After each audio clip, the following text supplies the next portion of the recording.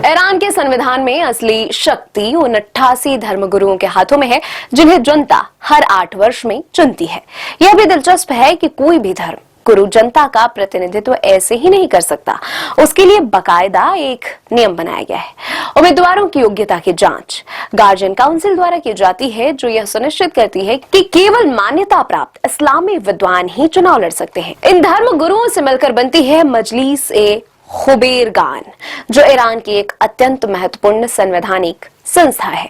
यह संस्था 1979 की इस्लामिक क्रांति के बाद बने ईरान के संविधान के तहत स्थापित की गई थी, जिसका मुख्य उद्देश्य देश के सर्वोच्च नेता की नियुक्ति और निगरानी करना है।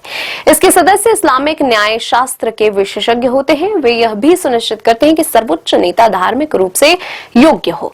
ईरान की राजनीतिक व्यवस्था में सर्वोच्च नेता राष्ट्रपति से भी अधिक शक्तिशाली होता है, इसलिए असेंबली ऑफ एक्सपर्ट्स का महत्व बहुत बड़ा है, क्योंकि वही इस पद को नियंत्रित करने वाली एकमात्र संवैधानिक संस्था है। ईरान के सत्ता संरचना में यह संस्था धार्मिक और राजनीतिक अधिकार का संगम दर्शाती है।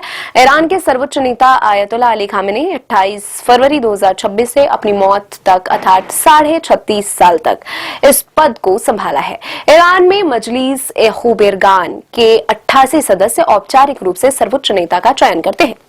यह धारणा प्रचलित है कि इन सदस्यों में अधिकांश वैचारिक रूप से रूढ़िवादी या व्यवस्था समर्थक हैं, क्योंकि उनके चुनाव से पहले गार्जियन काउंसिल उनके वैचारिक और धार्मिक पात्रता की जांच भी करता है।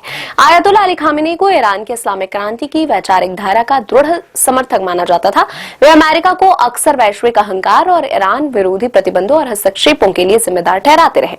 इसराइल और उन्होंने क्षत्रिय अस्थिरता का स्रोत बनाया और फलस्तीन के समर्थन को ईरान की स्थायी नीति बनाया। वे भले ही मारे गए हो, लेकिन जब तक खामेनी जैसे मानसिक रूप से तैयार और अमेरिका तथा इसराइल के प्रति घृणा से भरे हुए 88 धर्मगुरुओं के हाथों में देश की सत्ता और प्रशासन का संचालन है, ईरान लड़ता रहेगा। जाहिर है, खामेनी की मौत के बाद सब कुछ नहीं बदल जाएगा। अभी यह लड़ाई लंबी चलेगी।